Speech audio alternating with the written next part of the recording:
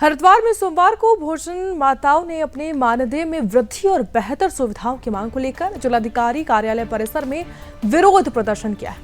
बड़ी संख्या में भोजन माताएं एकत्रित हुई है, नारेबाजी की है, अपनी समस्याओं को उजागर किया है। उनका कहना था कि सालों से अत्यंत कम वेतन पर वो लगातार काम करती आ रही हैं, जबकि महंगाई लगातार बढ़ रही है, जिससे परिवार का भरण पोषण करना अब मुश्किल हो चुका है। प्रदर्शनकारी ने आरोप लगाया है कि उनकी मेहनत के अनुरूप मानदेय उन्हें नहीं मिल रहा है, जिससे उनमें निराशा है, रोष है। उन्होंने तत्काल वेतन वृद्धि की मांग की है, समय पर भुगतान सुनिश्चित करने की मांग की है, साथ ही सामाजिक सुरक्षा सुविधाओं की भी मांग की है।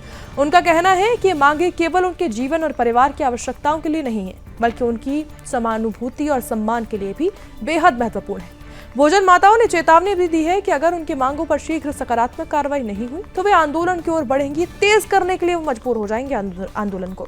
उन्होंने ये भी कहा कि लंबे समय से अनसुनी होती रही उनकी समस्याओं के समाधान के लिए अब कदम उठाना अनिवार्य है। इस अवसर पर प्रशासन की ओर से उपस्थित अधिकारियों ने भी माताओं को आश्वासन दिया है कि उनकी मांगों को शासन तक पहुंचाया जाएगा और उचित कार्रवाई सुनिश्चित की जाएगी।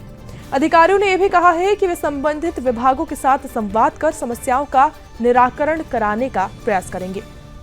भोजन माताओं के इस प्रदर्शन ने सरकार और प्रशासन के सामने उनके सशक्त और साथ ही संगठित स्वर को स्पष्ट कर दिया है। ये विरोध प्रदर्शन न केवल उनकी आर्थिक और सामाजिक जरूरतों को सामने लाने का माध्यम बना है, बल्कि जागरूकता और नीतिगत सुधार की दिशा में भी एक महत्वपूर्ण कदम माना जा रहा है। ये प्रदर्शन हड़ताल है भोजन माताओं की, जो स्कूलों में खाना बनाती है, मिड डे मील कर्मचारी हैं, उनकी हड़ताल है।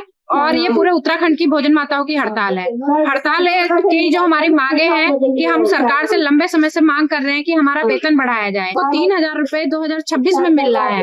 लंबे समय से हम जो है लगातार ये मांग कर रहे हैं कि कम से कम हमको न्यूनतम वेतन मिलना चाहिए।